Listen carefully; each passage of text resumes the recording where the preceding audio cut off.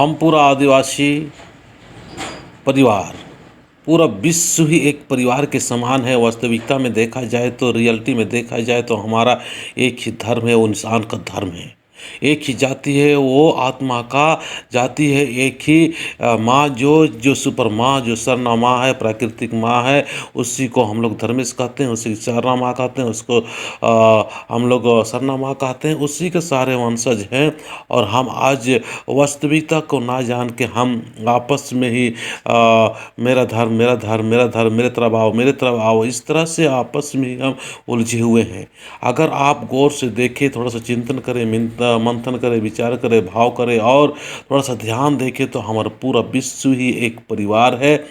और उस परिवार में ना किसी का लड़ाई, ना किसी की झगड़ा, ना किसी का कुछ भी नहीं है। हम विवेक का इस्तेमाल नहीं कर रहे हैं, इसीलिए हम चाहेंगे कि हमारे जितने भी आदिवासी सरना समाज और सरना परिवार के लोग हैं, उनसे मैं एक ही बात कहना चाहूँगा, इस विशालता को समझे और सबसे पहले अपना धर्म, अपना सरना माँ, अपना प्राकृतिक माँ जो है सरना माँ, इसका सबसे पहले उनको नाम लेना है, इसका हमको विनती करना है, भजन करना है। और इससे हमको आगे बढ़ते हुए हम समझना चाहिए कि हम लोग सरना माँ मतलब प्रकृति का माँ, जिसने सारा संसार को बनाया है, सारा चीज़ को सृष्टि किया है। आज यहाँ पर रोहतास गढ़ का जो किला है, उस किला के अंदर में ये सभाएं हो रही है।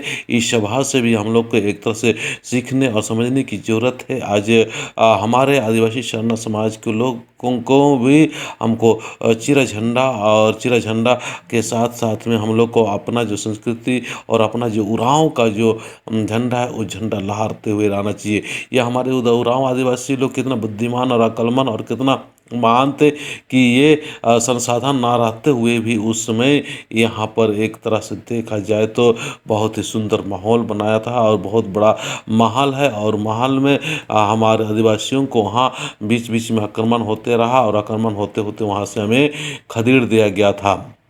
और खदेड़ने का कारण ये बताया जाता है कि हमारे पुरुष शक्ति उस समय हड़िया और दारू पी के मस्त थे। उसी समय आक्रमण हुआ और उसी आक्रमण के तहत हमारे महिलाएं 3 बार लड़ाई की, 3 बार जीती, लेकिन चौथा बार मतलब वो हार गए। और हारने के बाद में सबको तितर बितर और मारने पीटने लगे, तो कोई कहीं, कोई कहीं, कोई कहीं चले गए। इसीलिए मैं लगातार प्रयास कर रहा हूँ कि हमारे आदिवासी सरना समाज के परिवार के लोगों को किसी भी हालत में अपने दारू हाड़ी है, इसका इस्तेमाल ना करें। इसको हम लोग के प्रसाद के रूप में मानते हैं, पूजा पाठ के रूप में मानते हैं।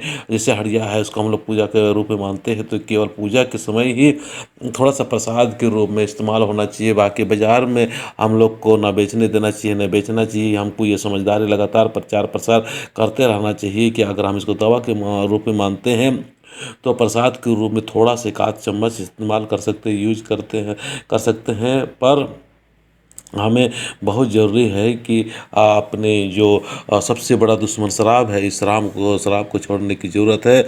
आज हम हर आदिवासियों को कोई इधर खींच रहा है, कोई इधर खींच रहा है, कोई इधर खींच रहा है। सारे लोग सोचते हैं कि हम सही है, हम सही है, हम सही है।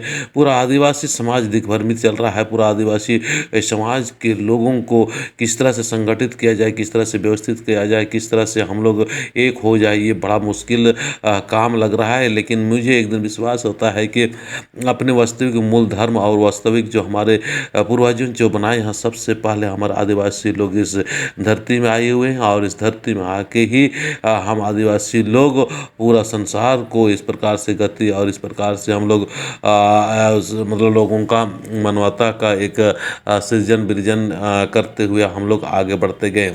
जिस तरह से सिरसिता नाले में सृजन हुआ और उसी सृजन से हम लोग चारों तरफ से चले गए और अपना जीवन यापन कर रहे हैं।